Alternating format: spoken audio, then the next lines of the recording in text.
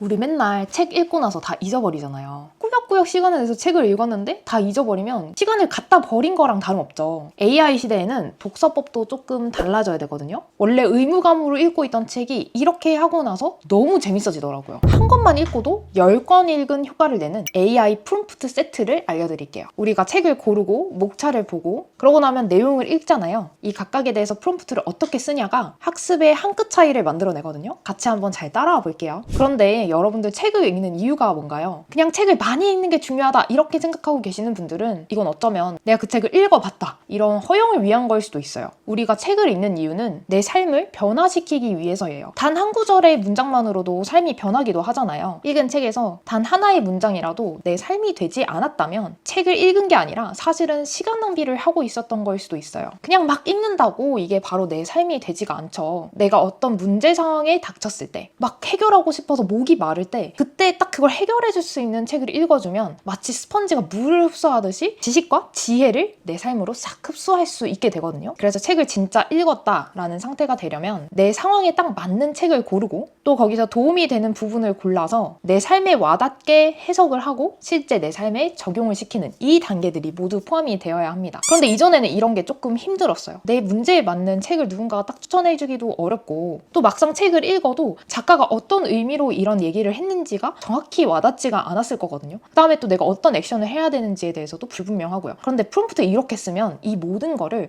AI가 도와줄 수 있습니다. 책을 흔히 작가와 대화하는 시간이라고 하잖아요. 이전에는 책이 우리한테 전달을 해주는 그런 일방적인 죽은 자의 강연이었다고 하면 이제는 AI를 활용을 해서 작가가 살아있는 듯이 대화를 할 수가 있거든요. 첫 번째 프롬프트는 어떤 책을 읽을까부터 시작을 해볼게요. 나에게 딱 맞는 지금 읽었을 때 내가 쫙 흡수할 수 있는 그런 책을 찾는 프롬프트를 써볼 텐데 책은 너무 많죠. 이 많은 책들 중에서 핵심을 관통하는 진짜 읽어야 되는 책은 사실 얼마 안 되더라고요. 탈리먼거가 이런 얘기를 했거든요. 모든 학문을 전문가 수준으로 깊게 팔 필요가 없다. 정말 중요한 큰 아이디어 몇 개만 제대로 익히면 그 학문이 주는 가치의 95%를 얻을 수 있다. 이렇게 얘기했거든요. 그러니까 이 95%를 줄 수 있는 책을 우리는 고르면 되는 거예요. 그리고 저는 제가 벤치마킹 하고 싶은 사람이 있으면 그 사람의 책을 읽으면서 삶을 복사해 오거든요. 저한테는 나발 라비칸트가 그런 사람인데 이렇게 자기한테 딱 맞는 책을 찾고 읽고 또 읽어서 완전히 그 작가의 삶이 내 것이 되도록 또는 내 것화 되도록 만들어줘야 됩니다. 시간 낭비만 시키는 그런 책 말고 내 삶을 변화시킬 수 있는 인생책은 이런 프롬프트로 찾습니다. 저는 자주 쓰는 중요한 프롬프트는 이렇게 잼스를 만들어 놓는데요. 제미나이에서는 잼스, 챗 GPT에서는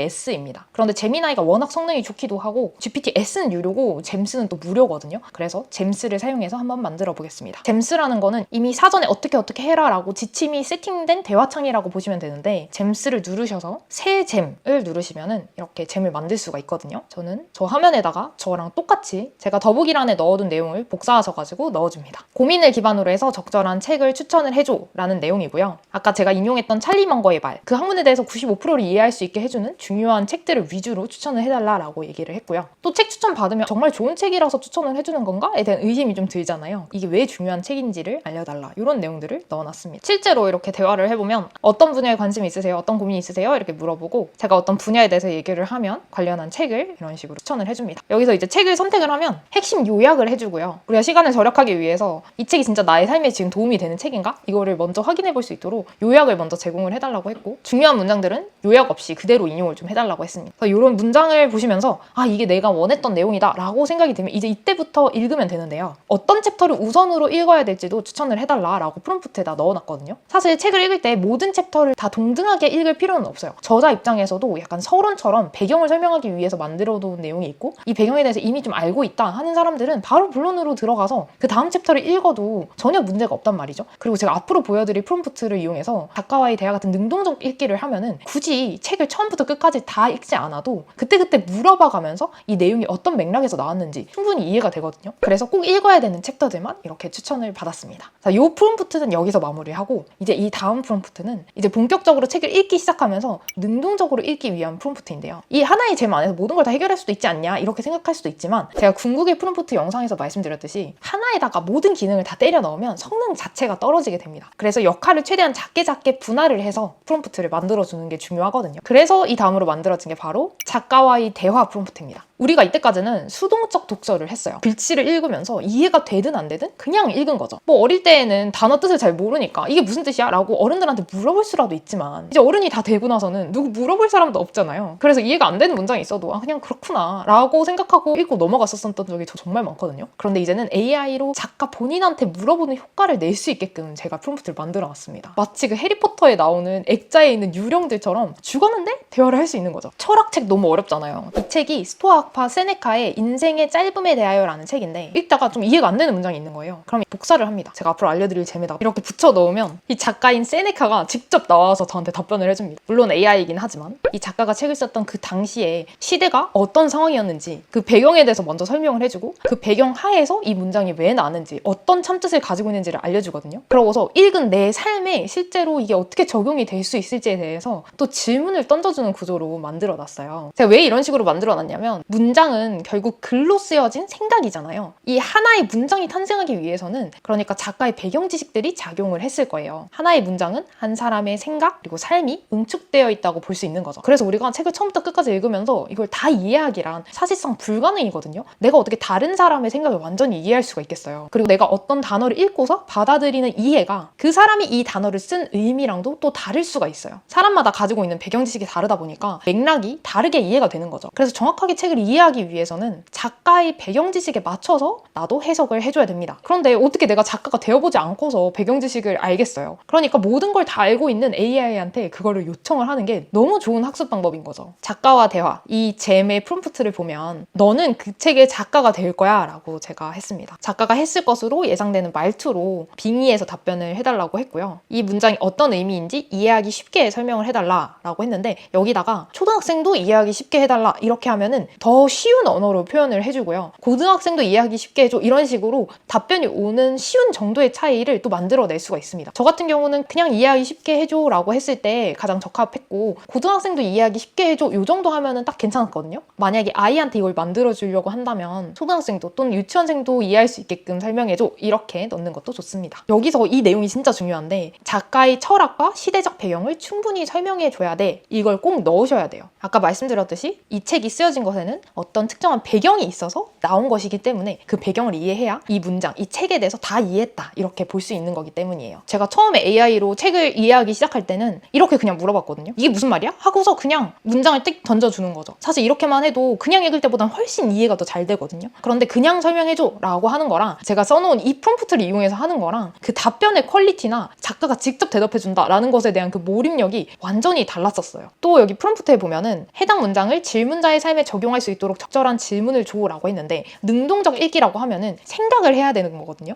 작가가 얘기했으니까 받아들인다 이게 아니라 내가 생각을 해서 실제로 내 삶에 들어오게끔 해야 되는데 그렇게 할 수 있도록 적절한 질문을 제공을 해줘서 대화를 계속해서 이어가는 것 이게 또 능동적 읽기의 중요한 포인트가 아닐까 싶어요. 또 이렇게 작가의 답변을 듣고 나면 궁금한 게 생기거든요. 이 문장 해석에 대한 답변 중에 스토아 학파랑 에피쿠로스 학파에 대한 얘기가 나왔어요. 근데 저는 이런 거 정말 잘 모르는데 두 개가 있다고 하니까 그러면 뭐가 맞는 건지가 궁금해지더라고요. 그래서 이렇게 자유롭게 또 물어볼 수가 있죠. 이렇게 물어보시면 또 답변을 할 수 있도록 질문을 하면 작가의 빙의에서 그 철학과 사상을 기반으로 답변을 해줘 라고 요청을 해놨습니다. 그랬더니 어떤 하나로 딱 결과가 나온 것은 아니다 라고 하면서 본인의 입장을 알려주더라고요. 이런 게 그 한 끗 차이의 프롬프트에서 발생하는 정말 재미있는 포인트가 아닐까 싶어요. 그러면서 또 저한테 질문을 던집니다. 너는 지금 어떤 상황이니? 라고요. 우리는 질문을 통해서만 세상을 해석하는 나만의 눈이 생기게 되거든요. 그냥 누가 주는 것을 주입식으로 받기만 하면은 찰리먼거가 얘기하는 격자 모형 틀이라던가 나만의 사고체계 이런 것들이 생기기가 어려워요. 남이 주는 지식은 이렇게 듬성듬성